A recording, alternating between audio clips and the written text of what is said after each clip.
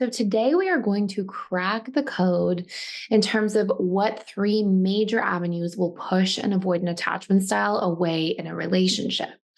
Now, if you don't know what an avoidant attachment style is, every single person has an attachment style. We talk a lot about that on this channel. And there are basically four major ones. There's a securely attached style who does very well in relationships, has healthy communication patterns because of how they're conditioned in childhood.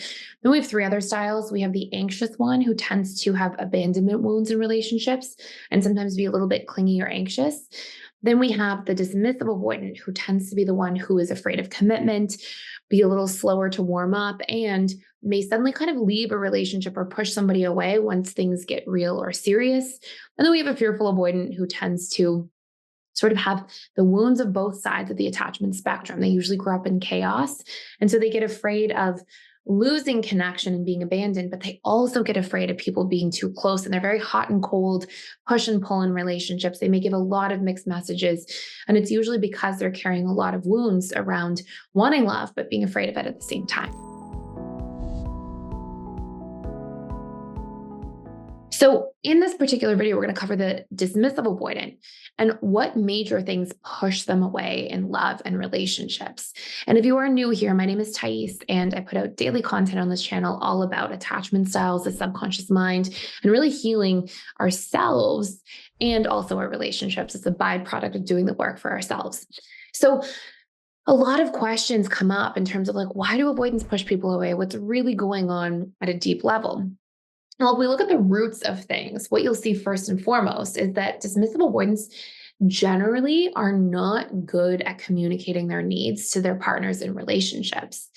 And they will often, and I've asked thousands of dismissive avoidants at this point this question, which is, what do you need from a partner in a relationship? And often the answers I will get are things like, I don't need anything from anybody, or I don't think I have a need for my partner.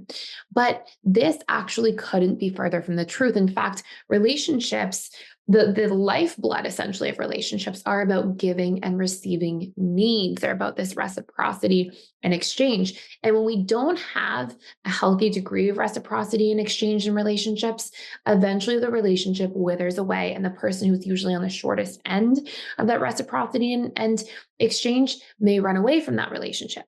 Now, the confusing part for people is often that dismissive avoidants usually choose partners in relationships that pour into them, that really try to meet their needs.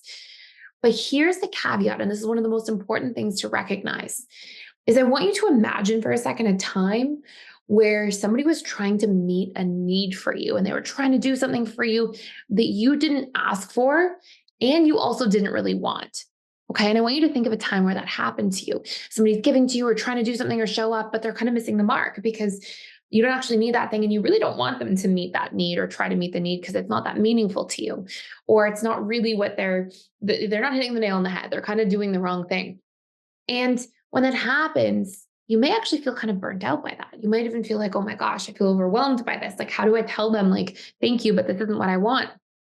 And this is generally how dismissive avoidants operate because they have a lot of needs, but because they are not communicating their needs, because they don't even realize that they have them from other people, what ends up taking place a lot of the time is people try to meet all these needs for them that aren't the ones that they actually need, because dismissive avoidants tend to have very unique needs compared to other attachment styles, and because they're not communicating those needs.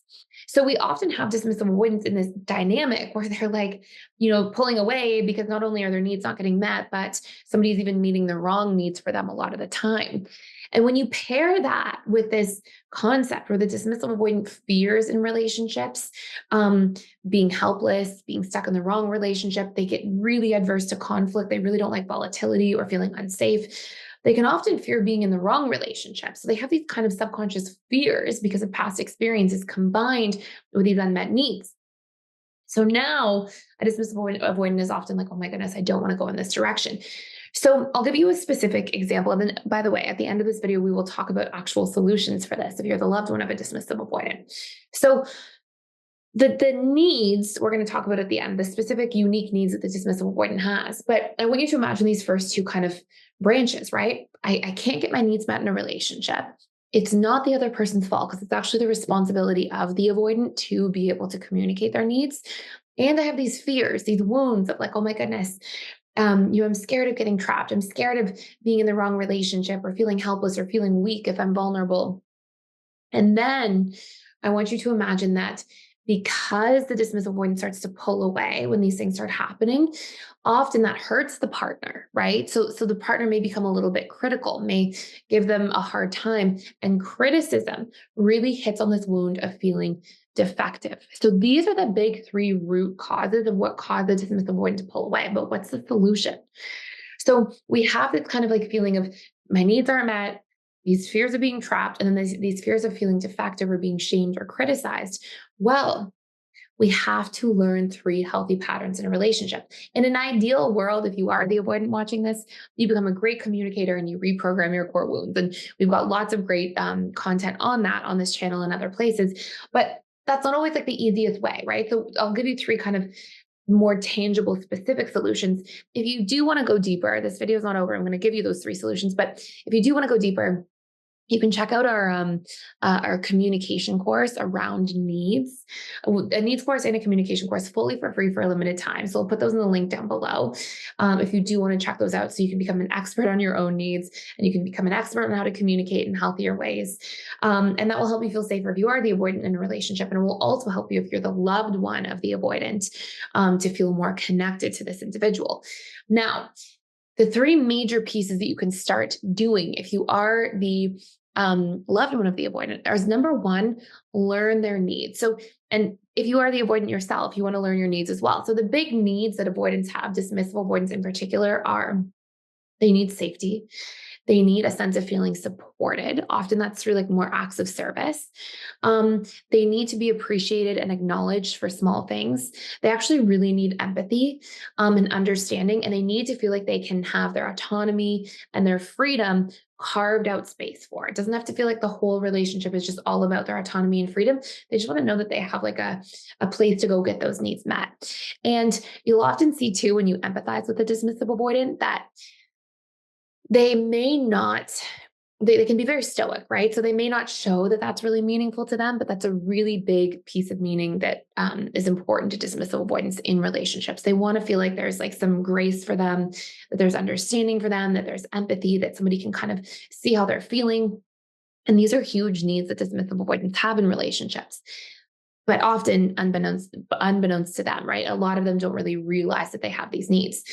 So what we want to be able to do here is number one, understand those needs and meet them in healthy ways. If you are the partner of an avoidant, if you are the avoidant yourself, you want to learn to request those needs in healthy ways. Okay. Number two, we want to be able to communicate by framing in the positive. So if you see a dismissive avoidant pushing you away, rather than saying like, what's wrong with you that you're pushing me away? You always do this. It's not fair. Rather than coming across as critical, let this person know that you want to spend time with them. So there's a big difference between saying something to somebody like, you never spend time with me versus, hey, I miss spending more time together. Let's plan a fun date on the weekend. If you communicate in the positive by framing in the form of like what you need and what you want, rather than what's not happening, what you're not getting met, it gives the avoidant like very actionable steps to want to come towards you, right? Want to have these approach-oriented behaviors. It still gives them that sense of like safety in the dynamic as well. So communicating in the positive frame is huge. And if you are the dismissive avoidant, you want to practice communicating to your partner what your needs are, okay? Like let them know if a need isn't met. It's actually so healthy and so meaningful for you in your growth to learn to communicate. Hey, I need a little bit of acknowledgement sometimes when I'm really trying to show up, or hey, I need you to know that, or I need to know from you that you're going to carve out a little bit of space for me to have freedom in relationships. So the more you can be clear, the better by far. And number three, it is very valuable to validate somebody's emotions. It makes them feel safe. It makes them feel connected. And you can validate somebody's emotions without validating their behavior. So for example, if a dismissive avoidant does something that's not healthy in a relationship, like they stonewall, you can say to them, you can say, hey, I can see that you're upset right now, and that's why you're shutting down. And I understand that. And I respect that you're not feeling great about this situation. And I also don't think stonewalling is a great way to approach this. I don't think that's a healthy approach to solving this conflict. And I would love to talk when you're ready. So you can tell somebody like the behavior is not okay, the stonewalling is not good, but I care about you. I see your emotions. I see that you're hurt. Validating people's emotions, and this can go both ways. This is also a great practice if you are an avoidant, if you have a partner who's bringing stuff up and feeling triggered, it can be really meaningful work to do.